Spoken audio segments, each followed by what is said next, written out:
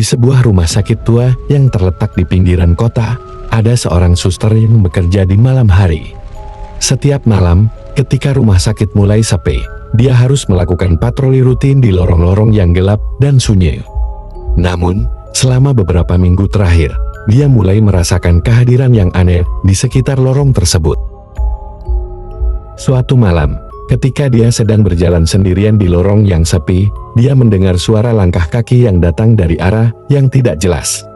Namun, ketika dia berbalik untuk melihat, tidak ada siapa-siapa di sana, hanya bayangan gelap yang menyelimuti lorong itu. Keesokan harinya, ketika dia sedang membersihkan ruang perawatan, dia merasa ada sentuhan dingin di belakangnya.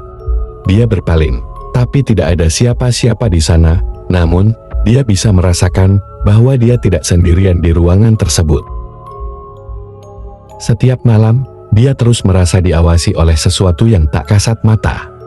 Dia mulai merasa ketakutan dan merasa bahwa keberadaannya di rumah sakit itu bukanlah lagi tempat yang aman baginya. Suatu malam, ketika dia sedang istirahat di ruang perawatan, dia melihat sesosok bayangan wanita hamil yang melayang di udara.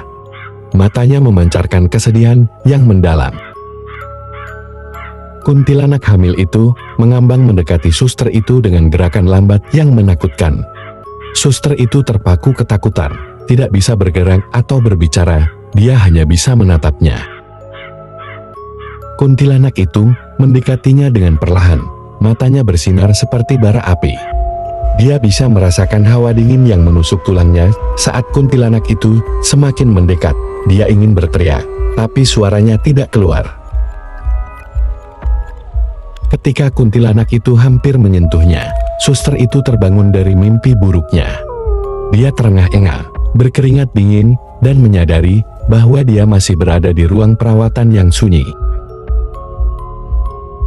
Namun, kehadiran kuntilanak hamil itu masih terasa begitu nyata baginya. Dia merasa bahwa apa yang dia alami tadi malam bukanlah sekadar mimpi. Setiap malam berikutnya, kuntilanak hamil itu terus menghantui suster itu dalam mimpi buruknya. Dia merasa bahwa kuntilanak itu mencoba untuk menyampaikan pesan yang penting padanya, tapi dia tidak bisa mengerti apa yang dimaksudkan oleh roh tersebut.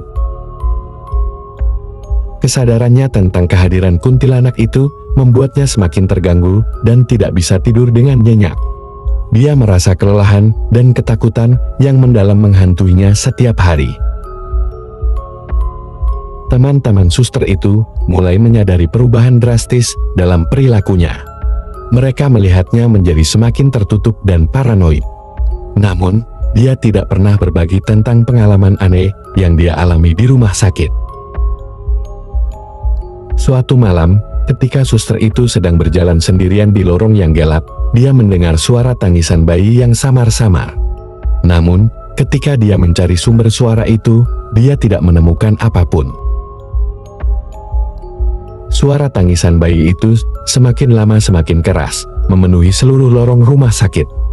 Suster itu merasa terjepit di antara ketakutan dan rasa ingin tahu yang mendalam. Akhirnya, suara itu membawanya ke sebuah ruangan yang tersembunyi di ujung lorong.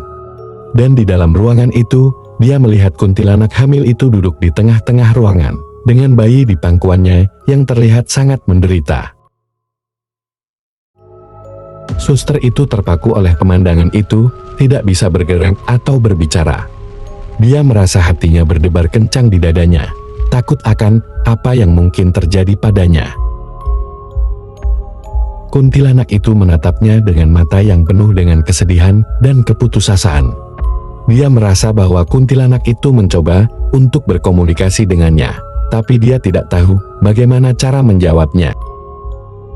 Dengan perlahan, kuntilanak itu mengulurkan tangan ke arah suster itu, seolah-olah mengajaknya untuk mendekat. Suster itu merasa tarikan yang kuat untuk mengikuti kuntilanak tersebut, tapi sesuatu di dalam dirinya memberontak. Dengan tekad yang kuat, suster itu mengumpulkan semua keberaniannya dan berbalik untuk melarikan diri dari ruangan tersebut. Dia melarikan diri secepat mungkin, tidak peduli apa yang mungkin menunggunya di lorong-lorong gelap rumah sakit itu. Ketika dia kembali ke ruang perawatan, dia merasa lega bahwa dia berhasil melarikan diri dari bahaya yang mengancamnya. Namun, dia juga merasa bahwa keberadaan kuntilanak hamil itu akan terus menghantuinya selamanya. Dari hari itu, suster itu memutuskan untuk tidak lagi bekerja di rumah sakit itu. Dia tidak ingin lagi menghadapi kehadiran yang menakutkan dari kuntilanak hamil yang terus menghantui mimpi buruknya. Meskipun dia telah meninggalkan rumah sakit itu, kenangan akan pengalaman mengerikan yang dia alami tetap menghantuinya setiap hari. Dia tidak pernah bisa melupakan wajah kuntilanak hamil yang melihatnya dengan mata penuh kesedihan dan keputusasaan.